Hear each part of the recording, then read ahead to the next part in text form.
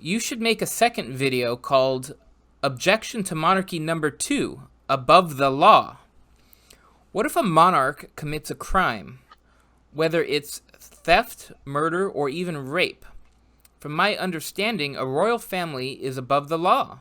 They can literally do anything they want and nothing can stop them, except a violent revolution where every member of a royal family loses their heads. I'm looking at France's former royal family. A few years ago, Prince Philip got into a car accident with 2 women and a baby.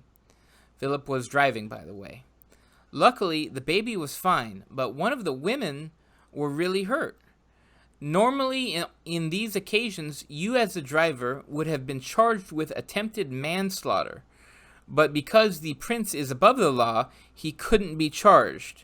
So what about the above the law issue? I know it sounds like a ridiculous example, but seriously, we've had monarchs, or just royals for that matter, whom have been far worse than Philip could be in a lifetime, and they have never faced justice before. I know Republican leaders have dodged justice before, but this is targeted specifically to a monarchy and not a republic. Well, firstly, I'd like to point out that he demands a higher standard out of the monarchy than he does out of the republic, which is interesting that he begins with that. Yeah, That's kind of an admission all by itself. Teddy Kennedy comes to mind. What's that place called? Chappaquiddick. Chappaquiddick. That's royalty. Yeah. That's American royalty, right? That's there. American royalty, all right. Well, JFK and RFK's. Anyway, but having said that, the other thing too is that you've got to bear in mind that we today do the same thing. Think of diplomatic immunity.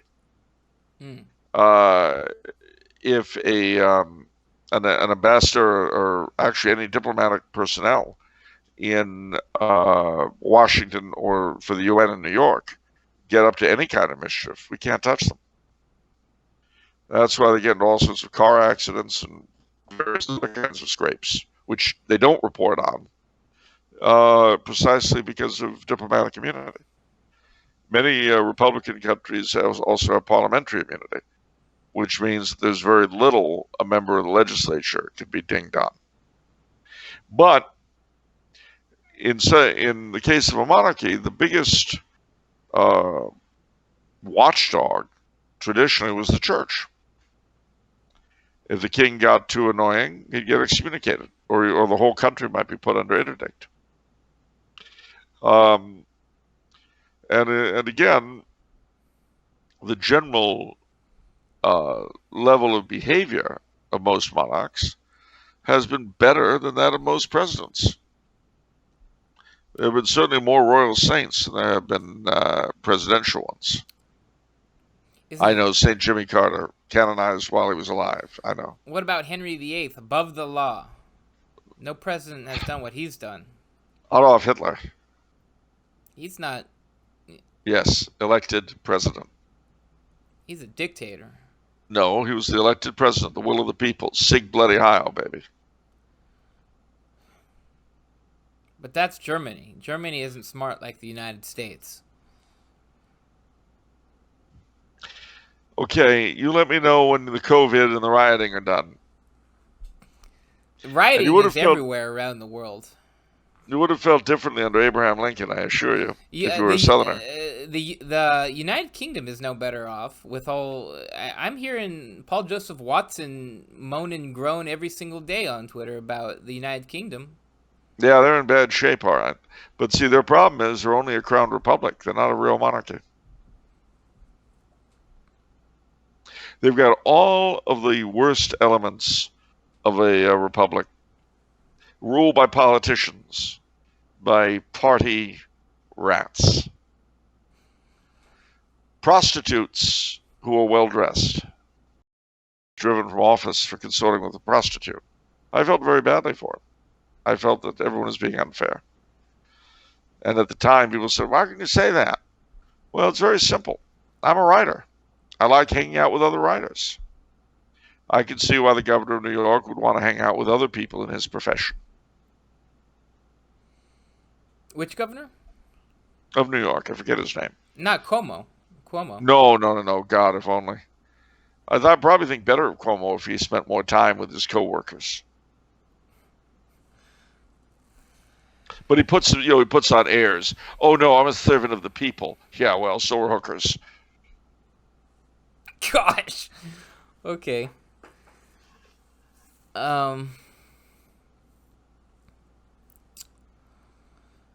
Okay. So where were we? You seem a little nonplussed.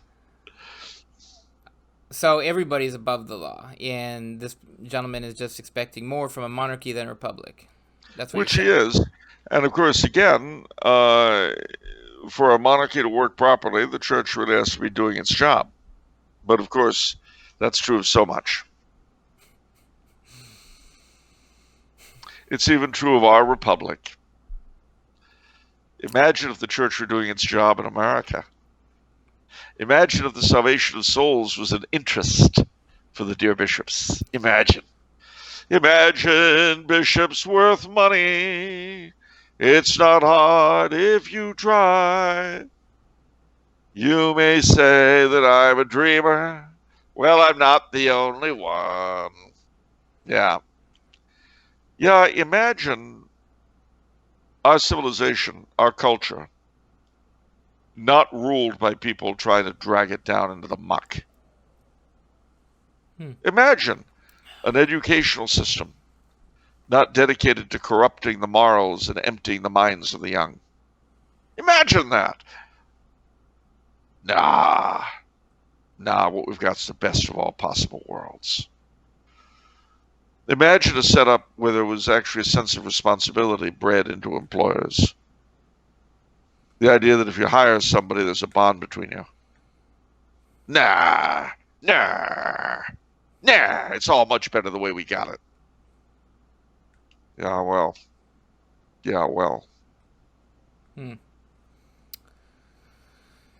Well, this was another great episode, Charles. This was some really fascinating stuff. Not my fault. I blame the audience. Yeah, good questions on this one. If you guys weren't asking provocative questions, I wouldn't have to give provocative answers. If you didn't ask intelligent questions, I wouldn't have to give intelligent answers, or pretend to.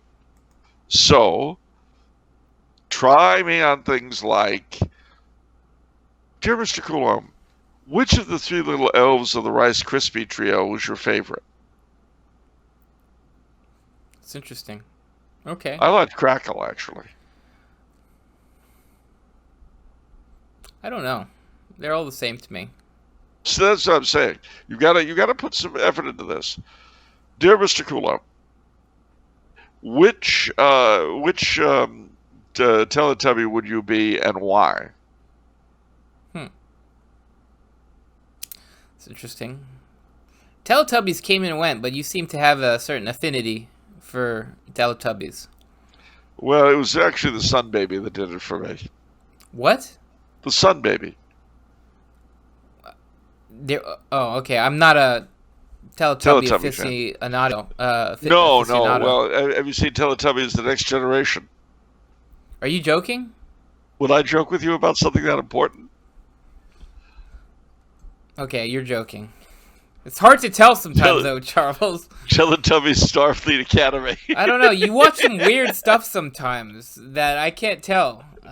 Well, I don't know. Somebody on Twitter today was kind of amused that I'd quoted Rocky Horror Picture Show and Phantom of the Paradise.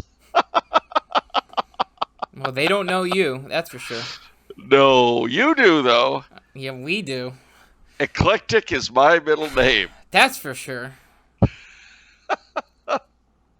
Well, all I can tell you is that, in the immortal words of Robert Louis Stevenson, the world is so filled with such wondrous things, I'm sure we should all be as happy as kings. And that's actually true despite all the garbage. Always has been, always will be. So much in life depends on what you choose to make of it. There are things you can't choose. Sometimes we're born with disabilities and so on, and that's awful. But usually, our own outlook makes a world of difference, and that we can control, and that we should control. I wish I had a magic wand to make everything good. I don't. But what I do have is the knowledge that things can be better. And they can be worse too, but they can be better. And I really would say that just as the Depression era was, for obvious reasons, I think they're obvious, one of the most creative periods in American political thought, this time too could be. So think about it, ladies and gentlemen. Think about it.